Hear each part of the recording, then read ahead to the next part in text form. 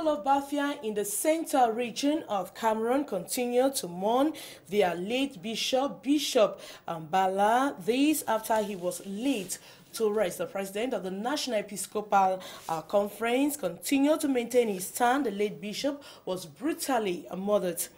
In less than 1 month to the end of the voters' registration in Cameroon, only 45,000 Cameroonians are voting. Each have so far registered, far from the 630,000 target for 2017. And why do some mothers refuse to breastfeed their babies? We'll talk about these issues and others that may news in the course of the week. The program is News Roundup. Stay with us.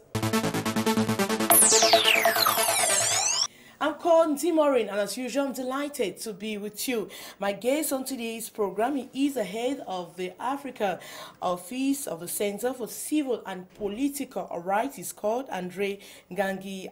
I hope I'm pronouncing him well. I think you tried. Now you're from Togo?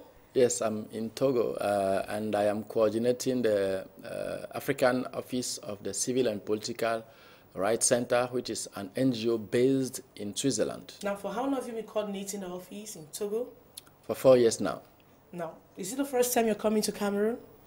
This is my second time, but in my present work as coordinator of the CCPR Center, this is the first time. I used to come to Cameroon for a workshop organized by the National Commission on Human Rights and corruption. It was 2 years ago. Now, we're talking a lot about human rights. Now, I want us to watch this report. The people of Bafia in the central region of Cameroon continue to mourn Bishop Bala, even though he has been, or he was laid to rest this week. Let's watch the funeral ceremony or how it happens. Let's watch this report. We'll be right back. The journey of the late Bishop of Bafia, Monsignor Jean-Marie Benoit Bala, started smoothly from Yaoundé until a convoy arrived at Obala, precisely at Elie Fomo-Esson, when the escort, warrant officer Bouba Gauthier, got into a head-on collision with an incoming red Tesla car from the opposite direction. The powerful shock sent car into nearby bush, and the bike of the gendarme officer reduced almost to naught. The warrant officer of the Yaoundé Mobile Motorized Unit gave up the ghost at the Efok Hospital. The convoy of the late Bishop Jean-Marie Benoit Bala continued trip for Bafia. Arriving in the night, the street jumped tight with onlookers who greeted the convoy with cries of mourning. Parishioners, friends, families, colleagues, well-wishers in state of sadness. Here is the late Bishop of Bafia in front of the St. Sebastian Cathedral, encircled by College of Priests and Bishops. The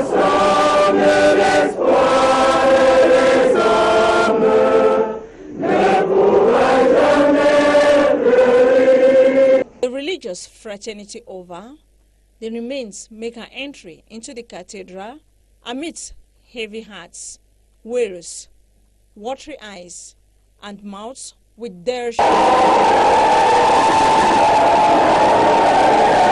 a long, dark night for many. The last night the late bishop in body is having with his Christians. A night of goodbye for the shepherds after 2 long months of separation since last May 31st. The late Bishop of Bafia buried this day, August 3rd, 2017. Now, how do you feel after watching that report? I'm a little bit confused. The last journey of the Bishop of Bala was finally laid to rest this week. I'm a little bit confused, and let me first send my sympathy to the Christian community in Cameroon, to the whole Cameroonian people, and let's say to the African people, because, you know, a bishop is not, let me say, anybody. Is a high level in the Christian community. And what I can say is that, you know, as believers, we know that the only one who gives life is God. And normally, it's only God that can call you when you finish your, something like your trip on earth. Yes. And if I put aside the religious aspect, as a human rights activist, what I can say is that not only constitutions of our countries, Cameroon, Togo, Benin, whatever be the country, but also international conventions recognizes the right to life. And nobody has the right to put off or to kill another one. In that sense, normally, if somebody is dead, like the bishop, and if the conditions in which he died are not clear, because what I noticed is that even before I come here to Cameroon, and even in my stay here in Cameroon, I noticed that there are several versions about the conditions in which he died. And I think there is a responsibility from the state side, because the state is supposed to clarify everything. The state is supposed to protect everyone, and if in one way or the other we have the sense that there's something which is not clear, it is the responsibility of the state to make independent investigations. Which means that the state has not done its job here by giving the right information. According to the information I get from my colleagues here and from the people I meet, they said there was something like an investigation, but not in the, it's not supposed to be independent. Because if somebody died like that, it is very important that after the investigation, everybody should be convinced that the state did everything it should do so that the truths will appear. Now, in this case, the state convinced Cameroonians that is what happened, or the circumstances that led to his death? I think from what I have been hearing, people are not convinced about the official version that is given. That is the reason why, to my point of view, it is important that in terms of responsibility, the states should make another investigation, but make sure that those people who will be making those investigations will be found very independent. Either they are national from Cameroon or from the international community.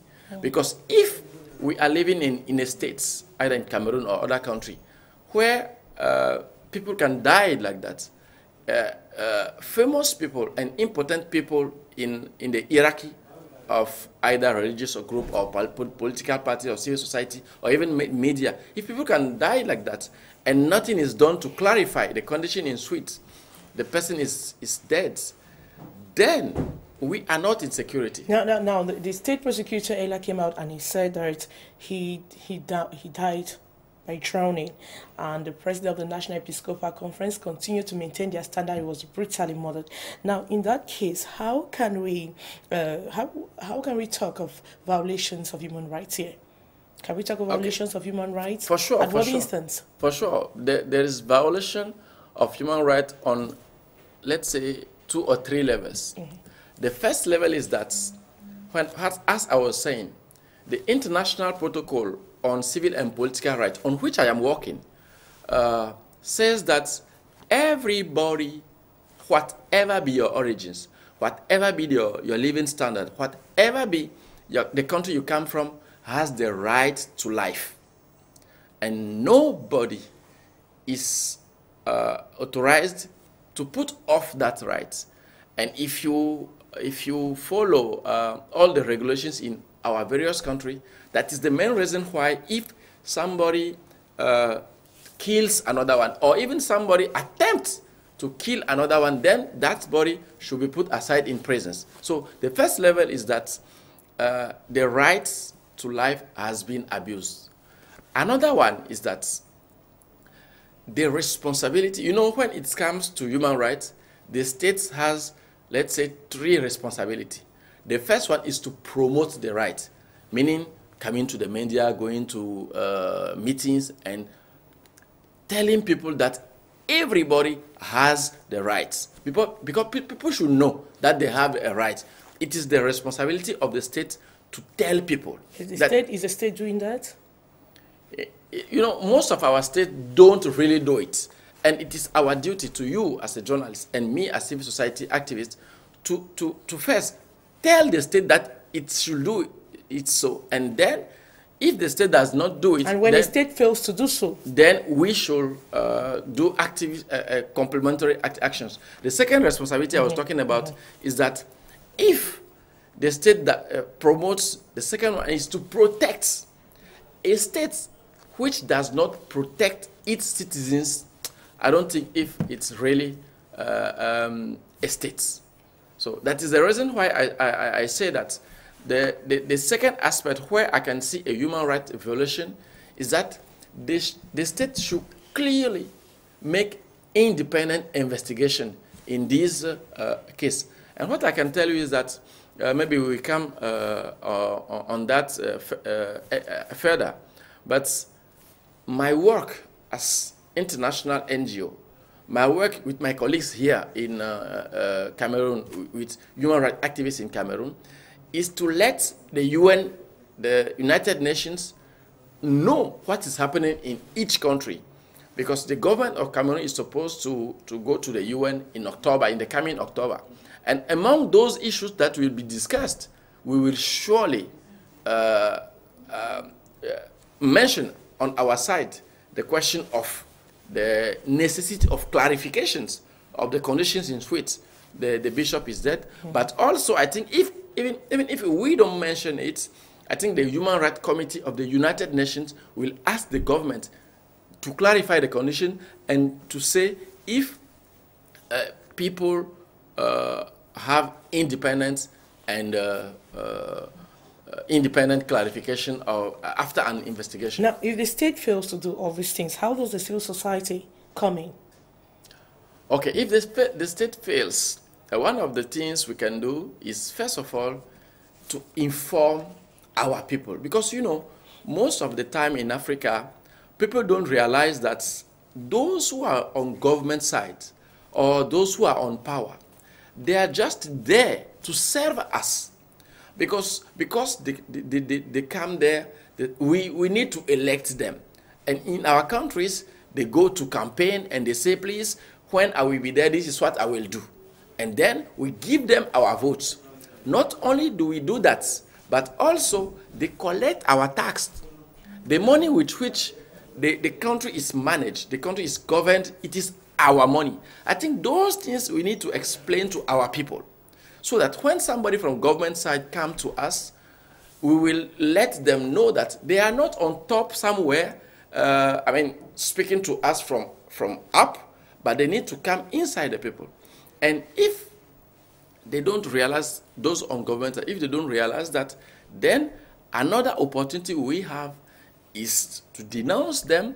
And, you know, there are international procedures, international opportunities to go before courts, so that if internally the judges do not clarify things like that, then at international level we will put a complaint, so that I don't hope that something like that will happen to Cameroon, but there is today an opportunity for human rights activists, not only them, for media, for groups that feel that their rights are abused.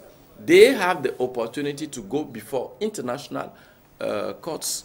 And mainly in that specific case, I will talk about the Human Rights Committee of the UN. Apart from giving reports to that UN committee, there is a possibility for citizens and for groups to go and put a complaint before those committees. And I think if something like that is done, probably there will be condemnation of the states. And it will be a good sign that such a state is not responding to its duty towards the citizens. Now, in less than 1 month to the end of the voters' registration in Cameroon, only 45,000 Cameroonians of voting age have so far registered, far from the 630,000 target for 2017. There are worries over the statistics, considering the last sensitization leaders campaigning by some political leaders and civil society organizations. Let's watch this These reports and others that may news in the course of the week. We'll be right back. This medication, tramadol, is an opioid.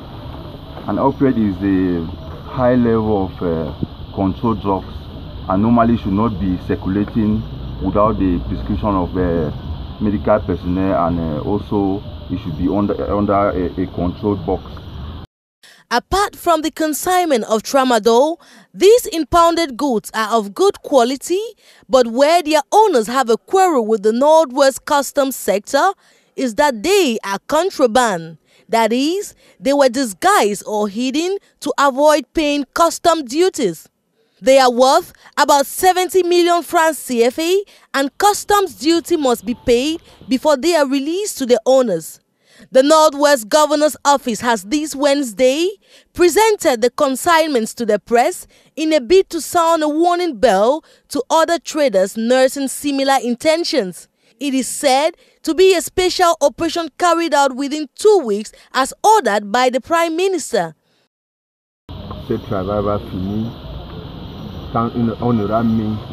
This job will be concluded when we put an end to all products that we do not know their origins, products that we cannot measure their impact on the society.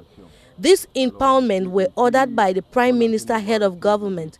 We would like to congratulate the agents of the government that has worked hard for us to have such results. Customs officers had earlier impounded over 1,000 liters of fuel and handed to officials of mines, industries and technological development. It should be noted that there has been an affluence of economic activities along the Bamenda-Manfe-Ekok Road since the completion of a third road running into neighboring Nigeria, therefore opening up possibilities of uncivic behaviors like this one.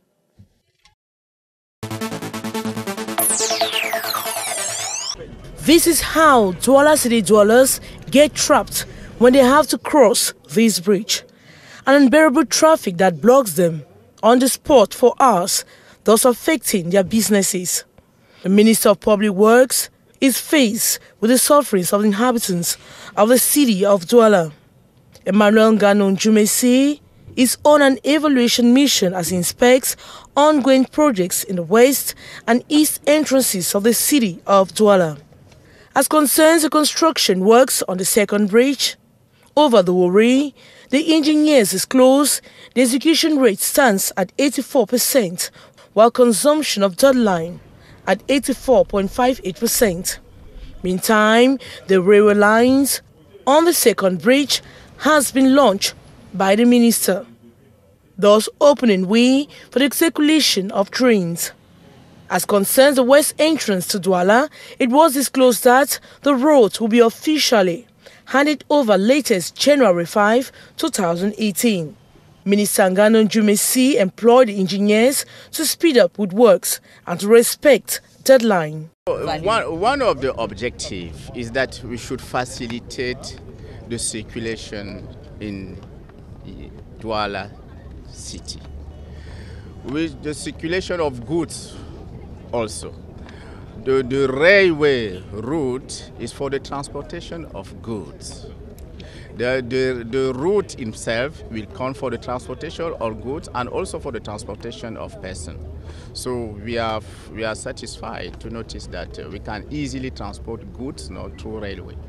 To ease traffic, the minister instructed engineers to drain stagnant water at both ends of the old bridge.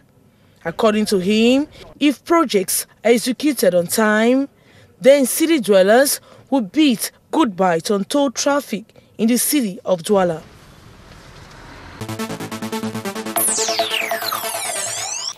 We are less than 1 month to the end of the voters' registration in Cameroon, and only 45,000 Cameroonians of voting age have so far registered, far from the 630,000 target for 2017. Now, when you get such figures, how do you feel? What's your reaction? Once again, I think there is something wrong somewhere. Because, you know, the International Declaration on Human Rights clearly says that everybody has the right to participate in public affairs, even if you are willing to be a candidate for votes, you can.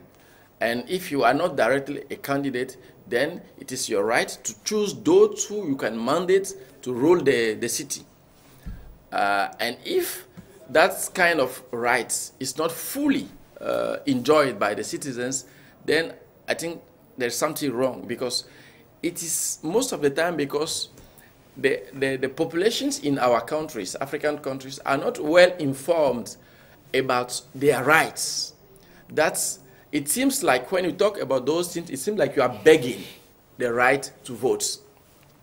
And once again, I'm not feeling comfortable, because when it comes to legitimacy, our governments in the international community, for them to have power or for them to be powerful when they speak with other countries, they need to have a legitimacy in their own countries.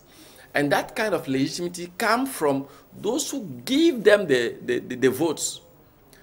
And unfortunately, the mechanism of votes in our country do not give real legitimacy to our governance. So what I hope is that those who govern our countries, especially when it comes to Cameroon, they also know those kind of statistics. And I hope that, contrary to what we have been saying in the past, you have people going down, have leaders of different political parties have going afield to sensitize the public, but they're still reluctant to vote. Why? Because, people are not confident that when they go to vote, their willing will be, the result will, in fact, you say you traduce, will reflect what is in the ballot box. What's in the ballot box.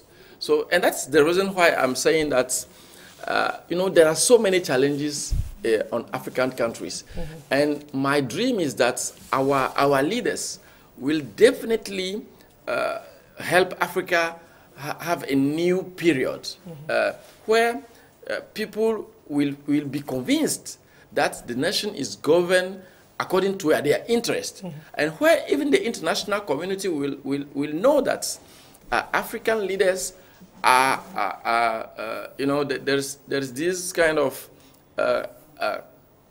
control of the public action. In Western communities, when there is a leader does something which is not according to the interests of the people, there are mechanisms in the society either to punish or even not to renew the mandate. That is not so in our African countries, and I think it's a pity. It's not a question that concerns only Cameroon. It's a question that concerns many African countries. And what I hope is that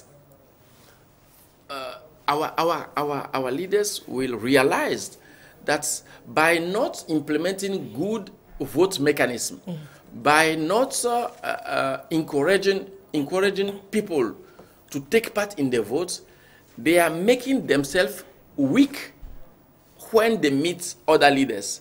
And if they realize that, then there will be, French people say, so that they will move forward. All right. Over 60 billion, 400 million francs CFA has been allocated for the construction of the new Daido market in Cameroon's economic city, Douala. We also made a stopover at the Douala Central Market, where there is a growing environmental problem caused by the uncivic behavior of the people. Let's watch this report and others. We'll be right back. We are at the heart of the Douala Central Market. This is Carrefour Ngazon, an area bustling with trade but on the verge of an environmental disaster. Directly behind these vendors is a growing vegetation where dead of all sorts are dumped. People come here to pee and others at night to defecate. The stench around this area is unbearable, and at the same venue, people can be seen eating. The people say the place can be compared to a public toilet. Là, vraiment, c'est devenu un way, c'est pour les gens. Les gens viennent se mettre à l'aise. People come here to ease themselves. They urinate here. The grass is overgrown. And for those of us who spend most of our time here, it is unsafe because we do not know if there are even snakes that can come out and bite us. The odor is unbearable. Débrouiller, vraiment, parce que même les odeurs, on n'arrive même pas à rester, mais on va faire comment? This trader tells us it is 7 years today since the Douala Urban Council drove them from that area, which is now infested with overgrown grass, a decision he thinks was a penny wise and pound foolish. Le délégué de la ville nous a chassés et depuis 7 ans, regardez à quoi ça agissait. We were chased from this area by the government delegate. 7 years after, look at what the area has become. It is practically a public toilet. We struggle to keep it clean, but it's not easy. When we were there, we were paying taxes, but now look, we don't pay taxes. Mais ici, là, regardez. Alors que nous a chassés là-bas depuis, on était là, on payait même les taxes, mais nous a chassés pour encercler. Some of the traders who refuse to speak on camera because they are into illicit drug selling say inhaling the stench from the urine and feces in this place is making them sick, and it is their wish this area, which is in the heart of Douala 1, can be rehabilitated.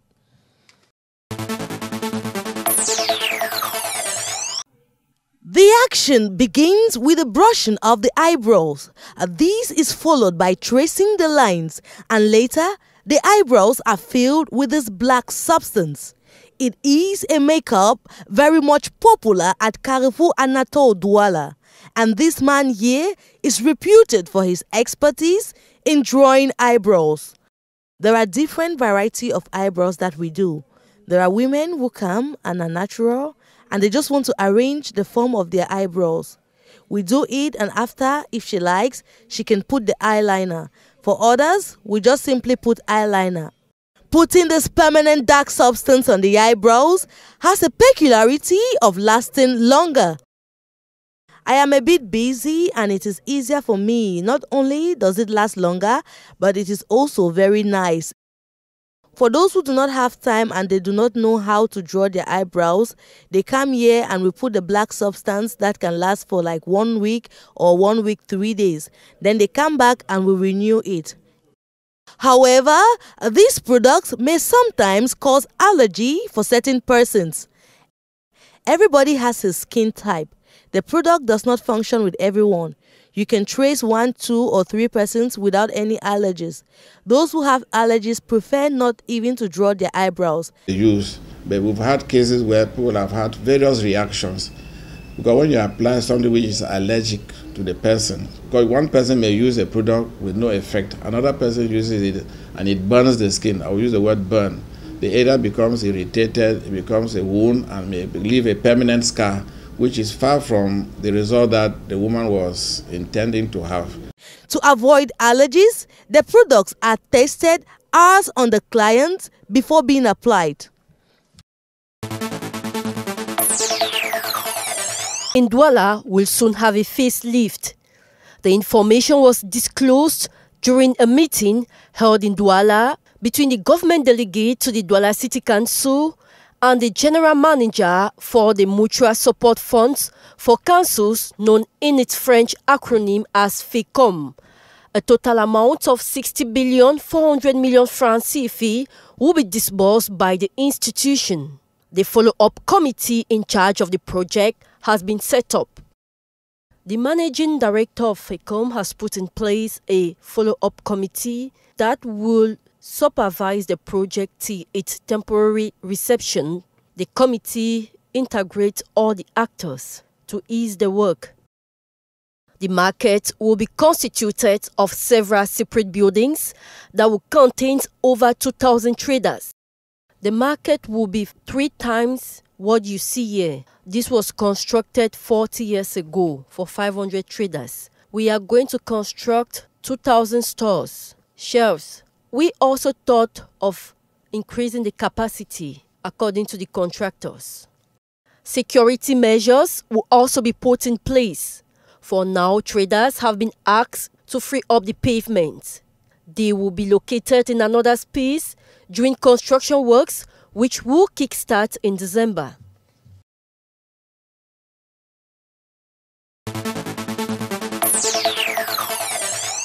Itches, odors, Burning between toes are some symptoms of athlete foot. Specialist says the principal cause of this foot infection is humidity. Cause the infection, but the rainy favors the infections on the feet, because the water between the toes makes the skin soft. The heat around Douala makes the germs to grow better, and so the fungi, we call dermatomycosis, can enter the skin in a hot and humid place like Douala. A good means of avoiding this infection is to follow up a good hygiene of the toes. Each time you take your bath or you return from outside, you should dry the spaces between the toes with a special towel. Even after a bath, you should dry the place so that the area does not remain wet to facilitate the entry of microbes. Once infected, there are numerous means of treatment. I have two types of treatment, either topical or applying treatment which we call imidazolase between the toes. You don't apply much, just a little cream between the toes once or twice a day, and we have systemic treatment. There are many medicines against fungi, against athlete's foot in the market. It is important to quickly handle the infection before it gets worse, especially for diabetes patients. This is the lifeless body of a motorbike rider who was crushed by a tanker this August 4, 2017 at the Aquanon neighborhood in the Douala 5 area in Cameroon. The victim, Leopold Chofak, who hails from the West region, was on his daily routine when he met his end.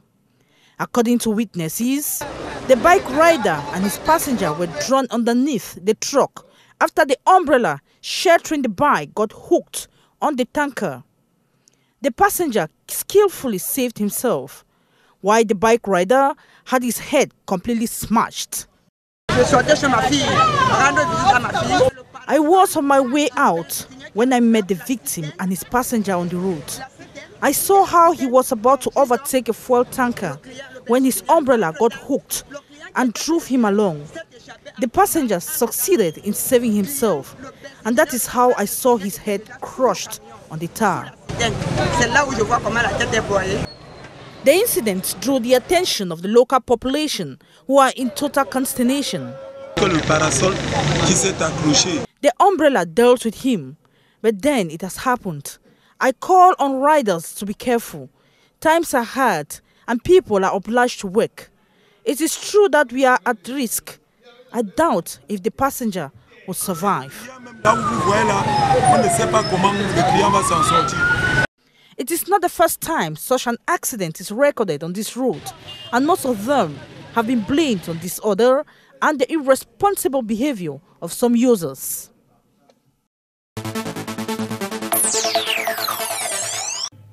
With the already bad state of the roads in the northwest regional capital Bamenda, the situation has been further compounded by the heavy rains these days. Apart from the stretch from T Junction to City Chemist Roundabout and the one from Hospital Roundabout towards Mamfe, all roads in Bamenda are visibly bad. From upstation through downtown right to the airport, the situation is appalling. Bike rider: the roads are very bad.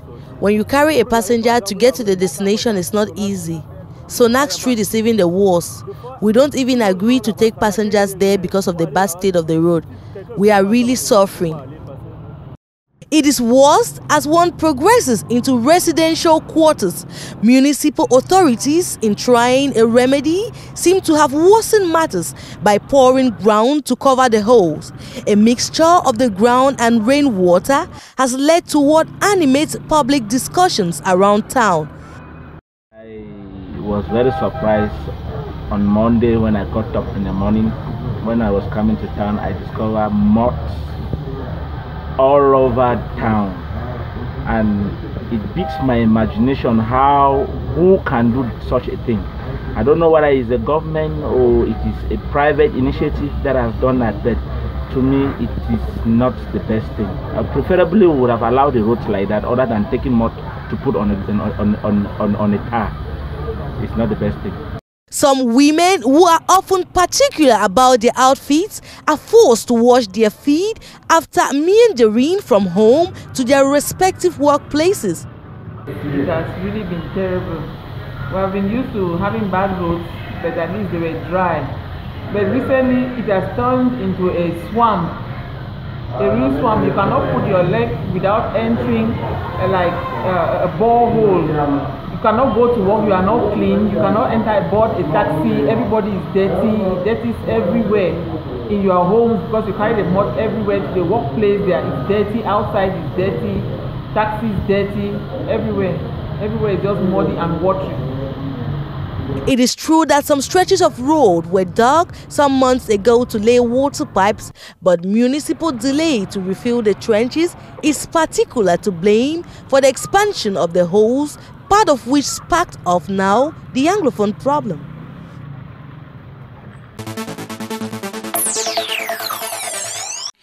The demand for palm oil in Cameroon far exceeds supply, forcing the nation to import from neighboring Chad and Gabon. In an effort to increase the supply of palm oil, the Littoral Regional Delegation of Scientific Research and Innovation has brought representatives of 20 farming groups of the region to train them on innovative ways of increasing production. We just ended the training on the reinforcement of the capacity of smallholders, producers of oil palm at the level of the pre-nursery and nursery.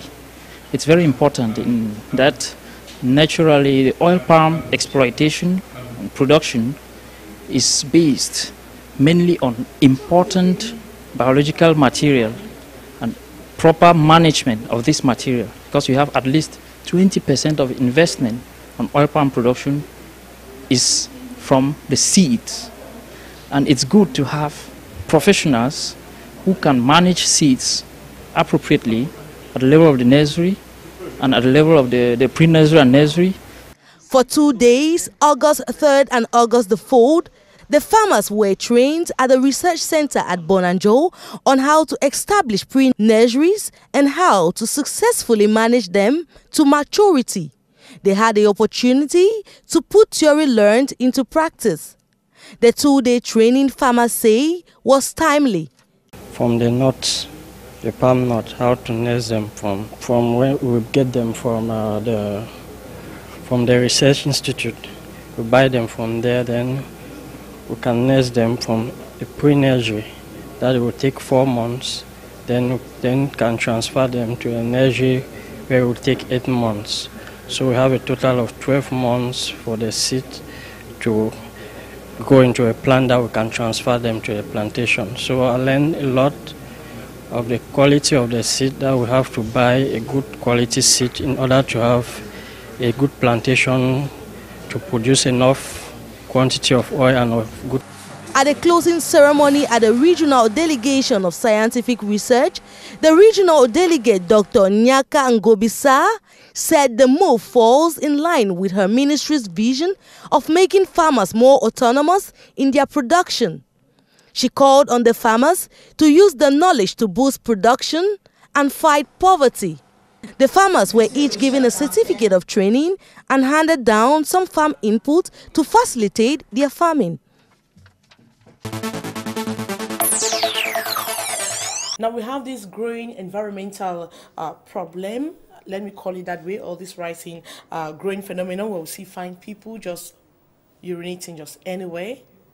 Is it a problem to you? Of course it is a problem. You know, the right to a good environment is also a human right.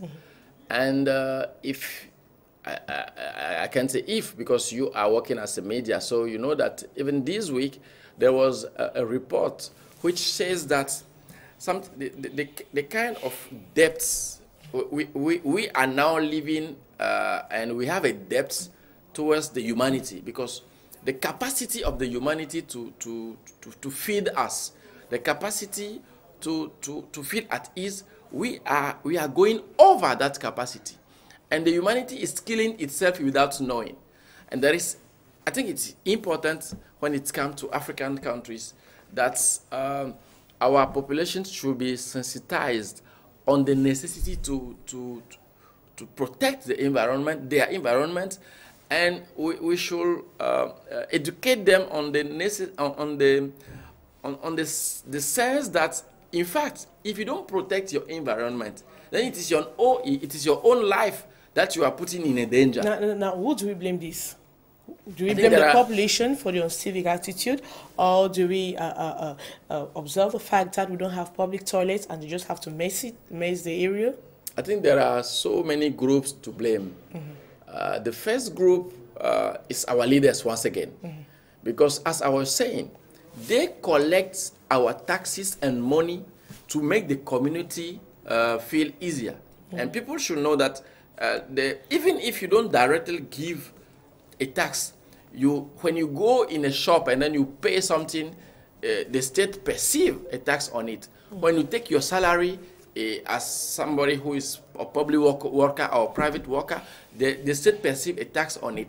And that tax is perceived by the state to build schools, to build hospitals, and to make the city, to make everything available in the city so that we will feel at ease. If the states, either on the summits, President of Republic, ministers, governors, even the prefect or other those, if they don't do it, then they fail.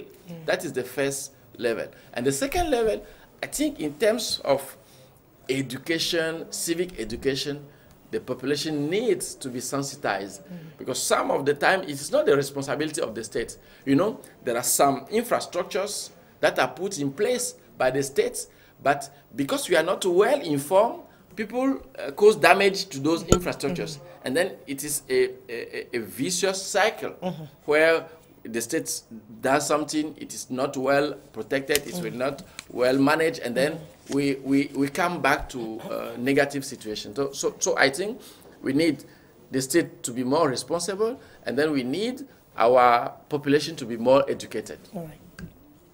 The Central Africa Human Rights Defenders Network has described the human rights situation in Cameroon as deteriorating. Let's watch this report. We'll be right back.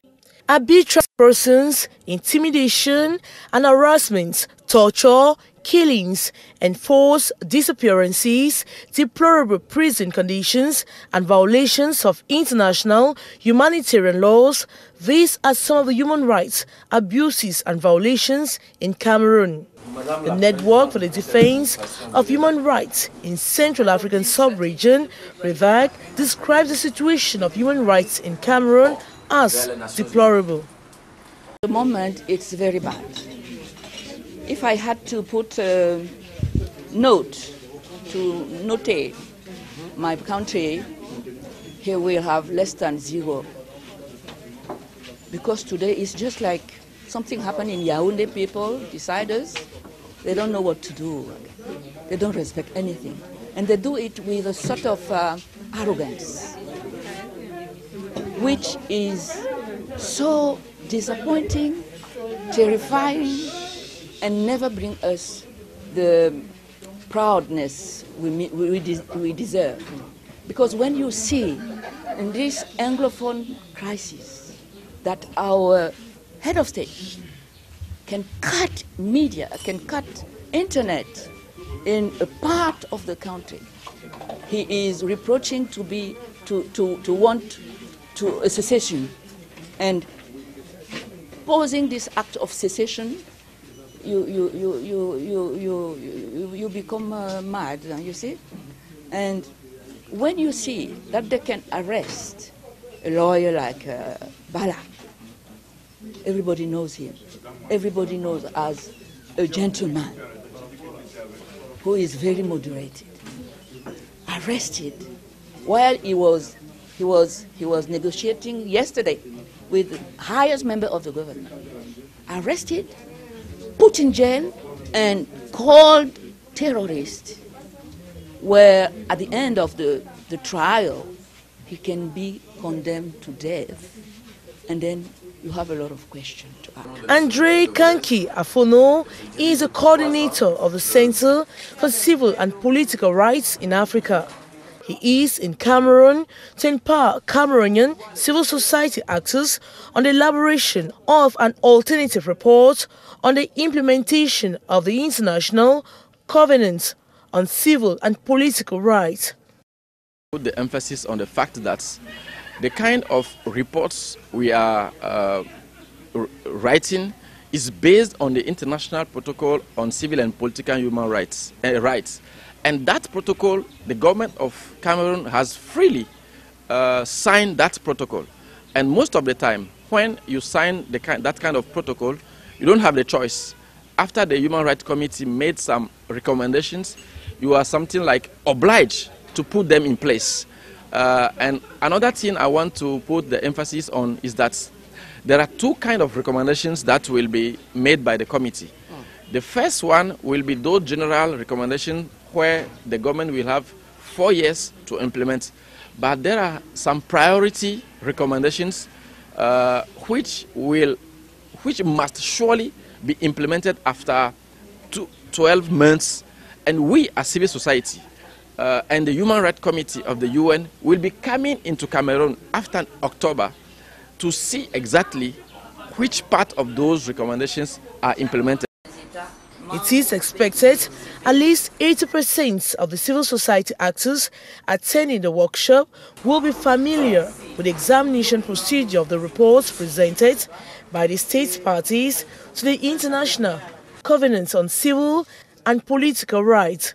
They will equally adopt an advocacy strategy of civil society to take the recommendations into account before and during the committee's examination. Andre Kanyi Afono, you are the head of the African office of the Center for Civil and Political Rights. Now we're talking about what concerns you more. I'll start by asking you, now what is the situation of human rights in Africa? The situation of human rights in Africa, that is a very important question that could take the whole day to answer. But each time I am asked to talk about the situation of human rights, either in Africa or in the world, Let's start with Africa because Africa concerns us.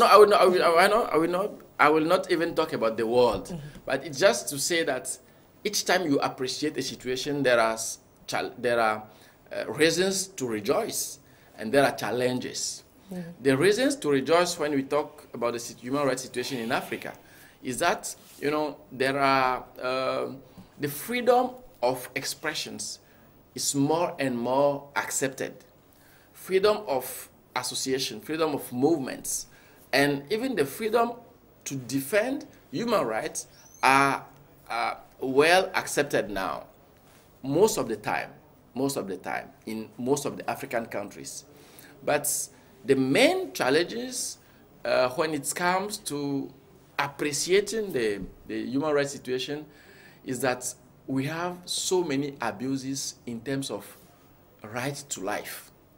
In so many African countries, people are killed, and we don't understand the reason why they are killed, and we don't even see the states making investigation when people are killed. There are restrictions to the rights of associations in so many countries. As regional coordinator, I've been going to several countries. I had the privilege to go to Rwanda, to Burkina Faso, to Cameroon here, to Cote d'Ivoire. And in some of those countries, for example, the state tries to limit the right of people to be in association or to defend human rights. And I think it is not good. Another concern when we talk about human rights situation in Africa is that the situation in prisons is really a concern. Prisons in Africa seems to be places where somebody goes to die. But originally, a prison is supposed to be a place when you do something wrong, then you go there for the society to correct you. And you are supposed to come back from prison a better person. There's not a situation in Africa, most of the countries is not a situation. So it's bad. I think it's very, very bad. And there is a need to reflect on the kind of situation solution we can find. Another concern when we talk about the human rights situation in African countries is the situation of women and children. First of all, the women are not perceived as equal to men, though some texts say that both of them are equal. But in the facts, women don't have access to decision-making instances. Women, there are violences against women. And even in our laws, internal laws, or even in the practice, some rights are not recognized to women. And I think it is something against which there is a need to fight. Another challenge I will mention when it comes to human rights situation in Africa is the impunity mechanism.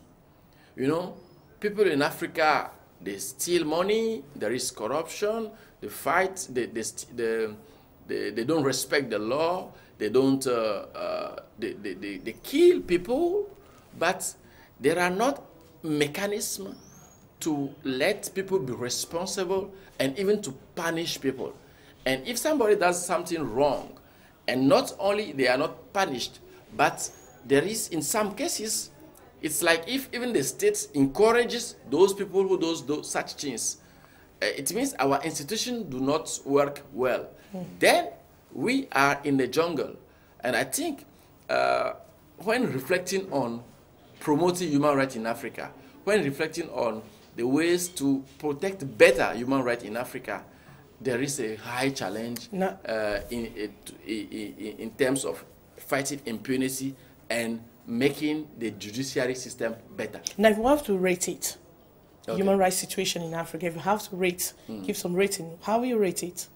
Comparing to? Because what I need to clarify is that, you know, there is... It's different in different countries. I mean, you rate in the different countries you've gone to. Yes. It's worst where, in what country? And where is it better?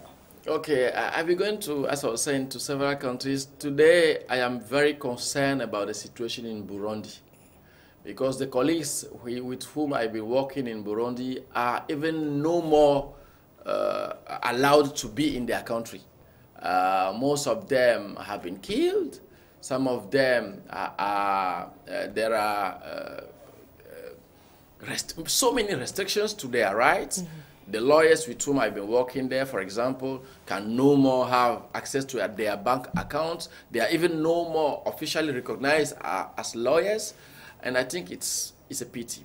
Another country where I think there are challenges is, you know, Rwanda on economic side, and even economic and social and cultural rights is moving forward.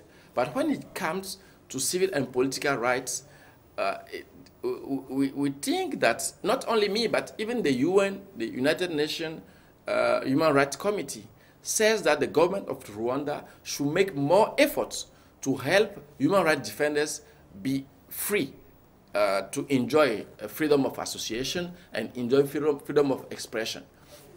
Another country where I think there is a concern is DRC.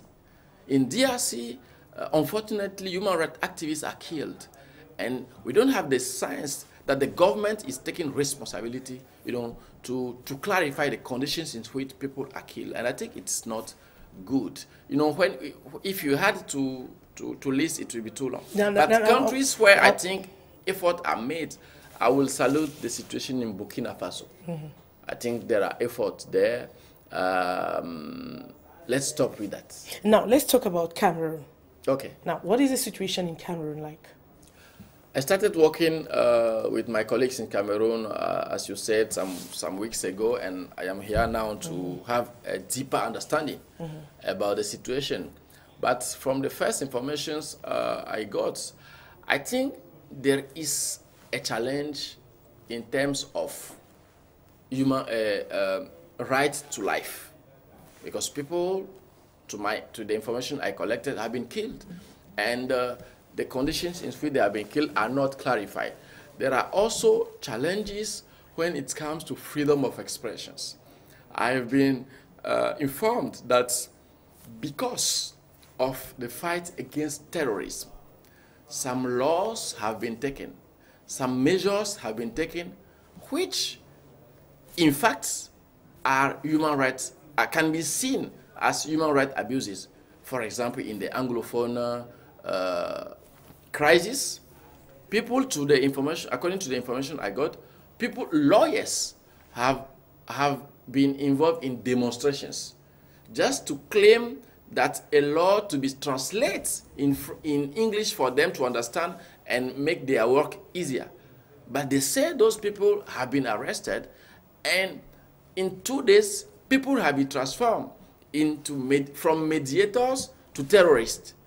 And I think not only in Cameroon, but in some African countries, people too easily transform simple situation in terrorism. And on behalf of the fight against terrorism, they do any human rights abuses. And I think it's not good. According to my information, in the Anglophone crisis, people have been arrested arbitrarily. Because in most of the countries, and according to the international law, according to the international protocol, of which the state of Cameroon is freely part, before you arrest somebody, meaning before you deprive that person from his liberty from going and coming, there are laws, there are regulations. And I don't think in those particular examples, those laws are respected. Another concern I have is the freedom of information and the freedom of access to internet, for example, because internet today is a freedom for everybody to get information. But I also noticed that for so many weeks and even months, I think internet has been cut off in a part of the country. And I think in terms of responsibility from the government side, it is something very which we need to fight against. Now you're here to strengthen the capacity of civil society actors in Cameroon. Now, what are you telling them about? Okay.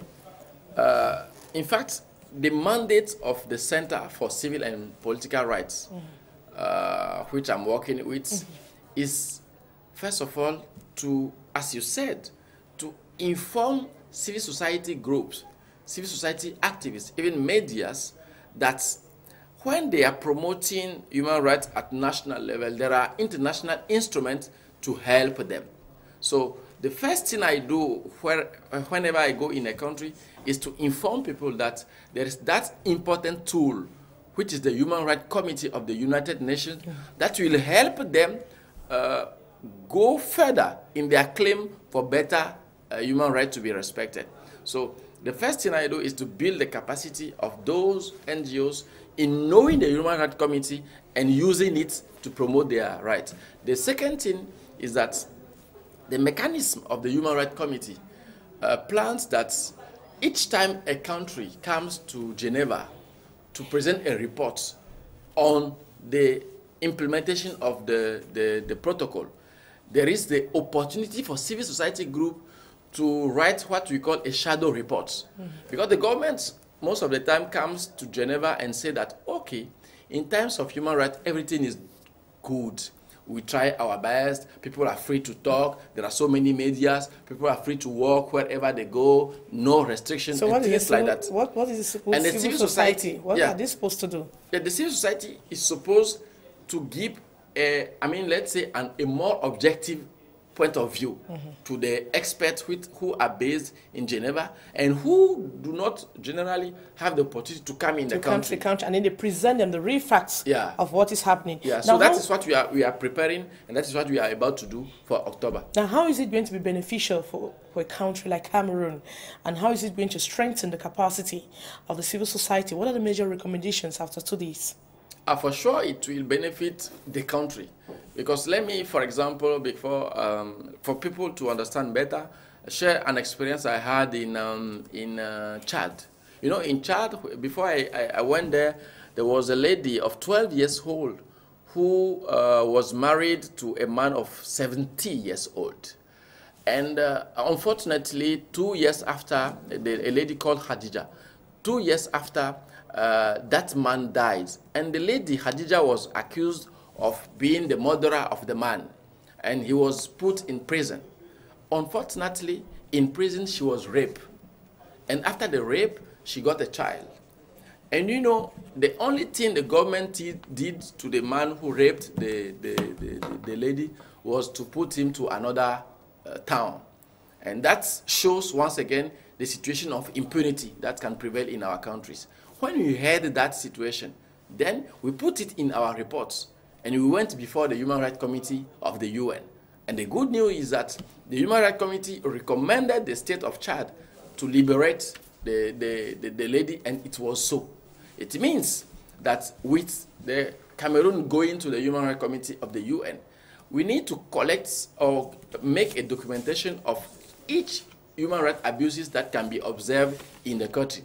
Either it is the non-respect of the legal system, or even, you know, in some countries, even the law is not good for human rights respect. So the changes that are supposed to be in the law, or even the implementation, those are all the things we will be talking about. And the Human Rights Committee will come out with recommendations that the country will be compulsory for the country to respect. And what we have in our process is that once we finish in October, after the government is there and after the recommendations are put out, there are among those recommendations 5 or even 4 which will be called priority recommendations, and that the government will be obliged to implement in 12 months, after 12 months. So what we are now trying is that we will identify many human rights abuses, but some major of them we will put emphasis on them, so that the UN will be our voice to ask the government to improve the situation. And I think we can positively expect something to come out of that. All right. Mr. Andre Kanyi Afono, I'm honored to have you as guest on today's edition of the program Roundup. I'm also privileged, and thank you for giving me the voice to speak to Cameroonian people. And to you, I would say thank you for watching. Take another Roundup same time next week. Bye-bye.